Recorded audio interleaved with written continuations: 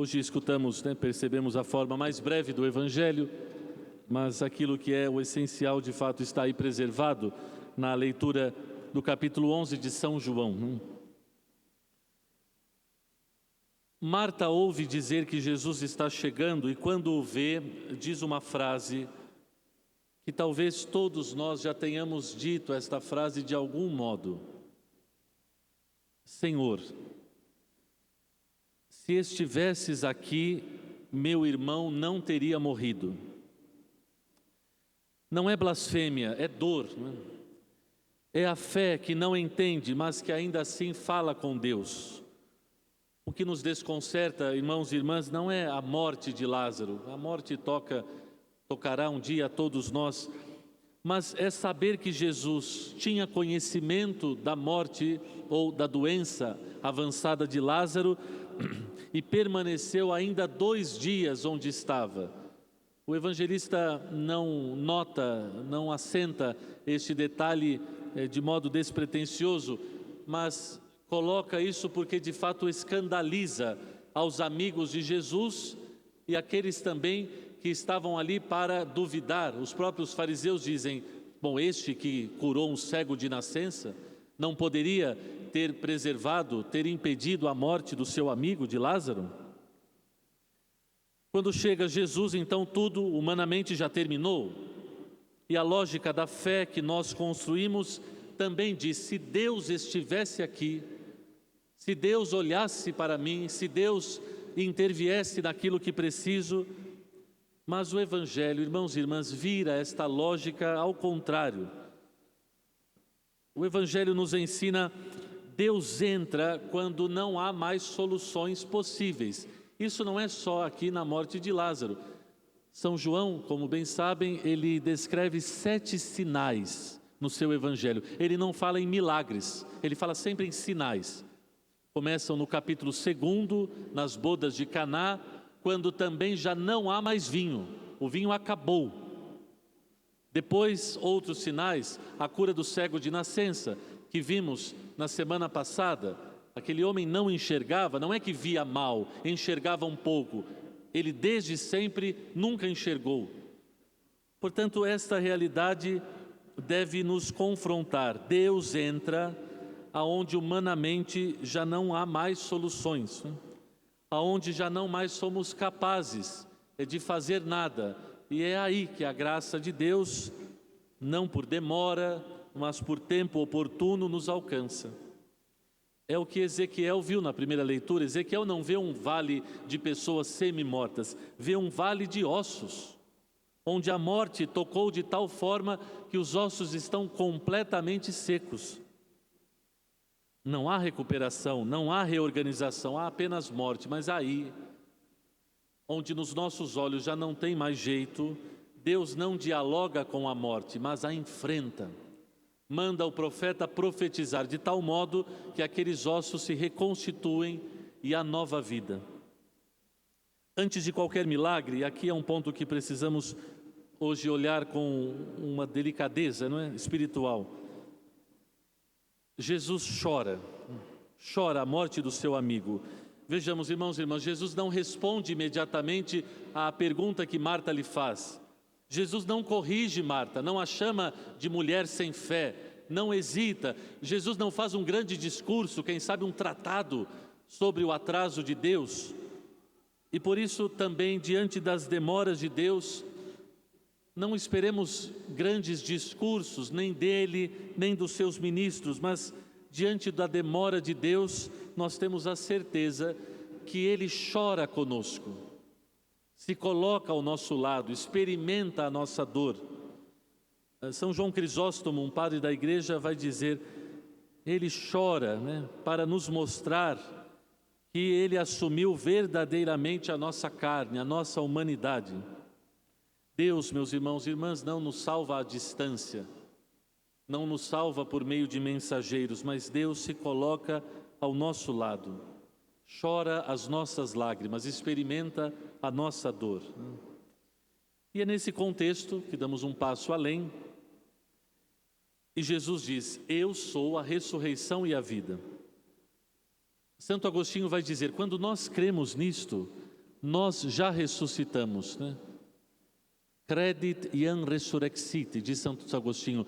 Basta crer e a ressurreição já começa a atuar em nós. Então aqui devemos dissipar uma ideia de que a ressurreição, ela só começa no pós-vida, ou depois desta vida. Não. A ressurreição dos crentes, daqueles que acreditam no Cristo, começam já agora. Quando nos transformamos, quando mudamos a rota da vida, quando agimos de modo novo, é a ressurreição já agindo em nós. São Paulo radicaliza isso na segunda leitura, quando nos fala: vós não viveis segundo a carne, mas segundo o Espírito, se realmente o Espírito de Deus mora em vós. No versículo 9 do capítulo 8 da carta aos Romanos. Me permitam, irmãos e irmãs, descer um pouco ao concreto da nossa vida. Pensem num casamento que virou rotina sem afeto. 2 vivem juntos, mas há um túmulo no meio da casa. Pensemos numa pessoa que foi magoada há anos, sofre sem conseguir dar o perdão. É como se fechasse um cômodo inteiro do coração, jogasse a chave fora e seguisse a vida circulando neste túmulo, neste cômodo fechado. Pense numa vocação, num chamado, numa promessa, num apelo espiritual para que melhoremos de vida. Quando não respondemos, então nós aprendemos a conviver, a tolerar com uma ferida que nos incomoda, mas que por vezes nos acostumamos a ela. Isto é, existem diversas situações na nossa vida que nós não temos coragem de chamá-las de morte, de chamarmos de Lázaro, mas também não temos mais coragem de chamarmos de vida. O drama, então, que o Evangelho hoje quer tocar, não é só a morte ou só morrer, mas é quando nos acostumamos a uma vida sem vida, uma vida sem espírito, uma vida empurrada, vivida meramente de modo terreno. São estes túmulos que o Cristo hoje pretende abrir. Jesus chega ao túmulo, voltamos ao Evangelho, e diz: tirai a pedra. E aqui acontece algo que nós também precisamos pensar um pouco. Marta, que até então disse: Senhor, se estivesses aqui, meu irmão não teria morrido.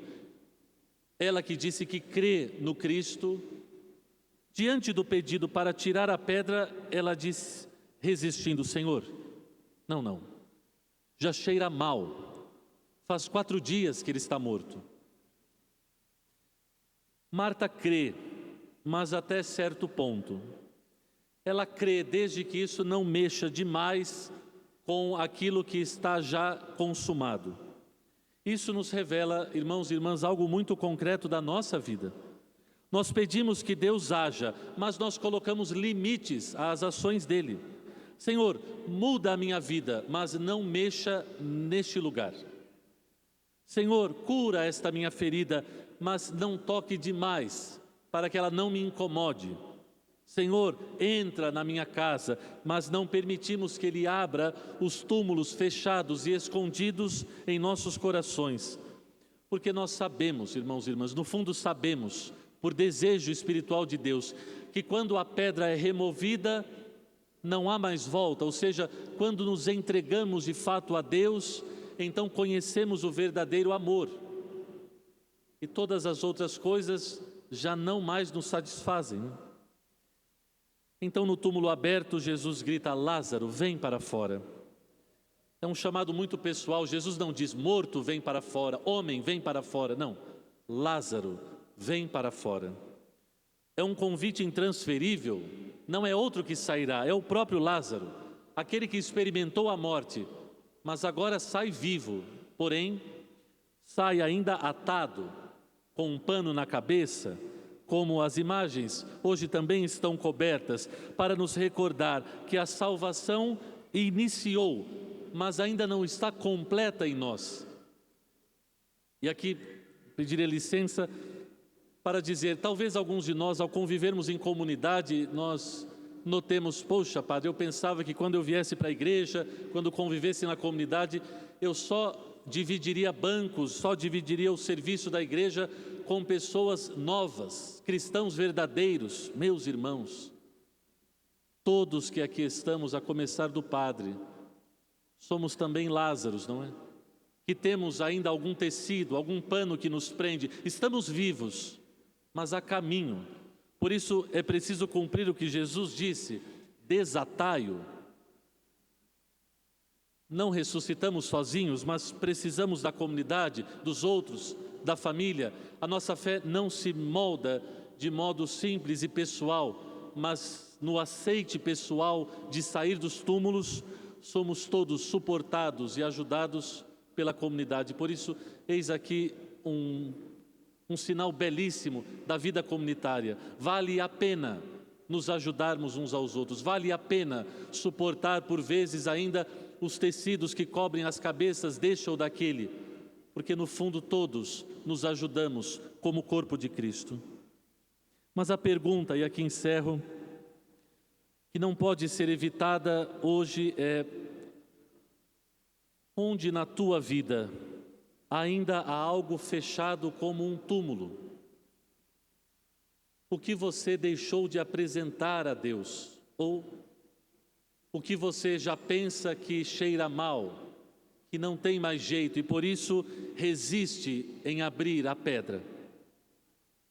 A Páscoa vem chegando, a Semana Maior bate às portas da nossa igreja. Cristo, meus irmãos e irmãs, não está apenas diante do túmulo de Lázaro. Hoje, a liturgia faz com que Ele esteja diante de cada um de nós, dizendo: Lázaro, César, Fernando, Maria, Joana, vem para fora. Ele pode demorar, sim, mas Ele sempre vem. O vinho acaba, como nas bodas de Caná. Os pães não são suficientes, como no sinal da multiplicação dos pães. O poço é fundo, como ouvimos semana retrasada na Samaritana. O homem não enxerga, mas Ele vem. Deixemos, irmãos e irmãs, que hoje os túmulos de morte sejam abertos, para que nós possamos reencontrar a vida verdadeira, para que na nossa vida a promessa de Deus se cumpra por inteiro. Não coloquemos limites, não coloquemos ressalvas, deixemos que o Senhor da vida rompa os túmulos de nossos corações e nos restitua a verdadeira paz. Seja louvado Jesus Cristo. Podemos permanecer ainda sentados. Hoje faremos o último escrutínio da Rafaela e também